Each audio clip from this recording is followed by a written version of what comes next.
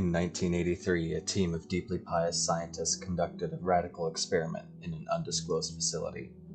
The scientists had theorized that a human without access to any senses or ways to perceive stimuli would be able to perceive the presence of God.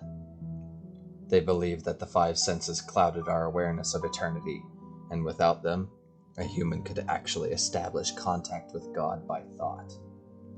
An elderly man who claimed to have nothing left to live for was the only test subject to volunteer. To purge him of all his senses, the scientists performed a complex operation in which every sensory nerve connection to the brain was surgically severed.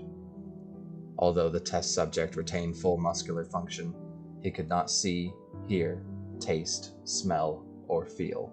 With no possible way to communicate with or even sense the outside world, he was completely alone with his thoughts.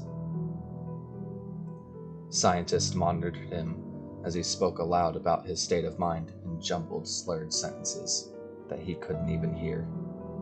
After 4 days, the man claimed to be hearing hushed, unintelligible voices in his head. Assuming it was an onset of psychosis, the scientists paid little attention to the man's concerns. 2 days later, the man cried that he could hear his dead wife speaking with him, and even more, he could communicate back. The scientists were intrigued, but were not fully convinced until the subject started naming dead relatives of the scientists.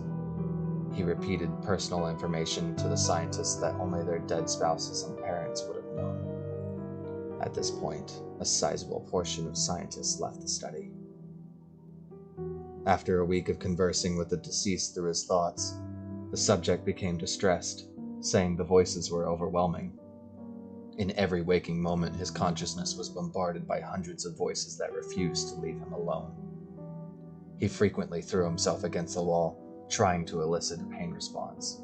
He begged the scientist for sedatives so that he could escape the voices by sleeping.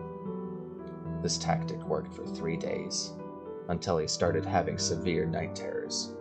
The subject repeatedly claimed that he could see and hear the deceased in his dreams. Only a day later, the subject began to scream and claw at his non-functional eyes, hoping to sense something in the physical world.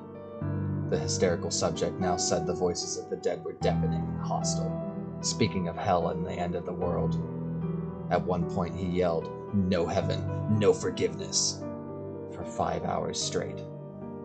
He continually begged to be killed, but the scientists were convinced that he was close to establishing contact with God. After another day, the subject could no longer form coherent sentences. Seemingly mad, he started to bite off chunks of flesh from his arms. The scientist rushed into the test chamber and restrained him to a table so he could not kill himself. After a few hours of being tied down, the subject halted his struggling and screaming. He stared blankly at the ceiling as teardrops silently streaked across his face. For 2 weeks, the subject had to be manually rehydrated due to the constant crying. Eventually, he turned his head, and despite his blindness, made focused eye contact with the scientist for the first time in the study.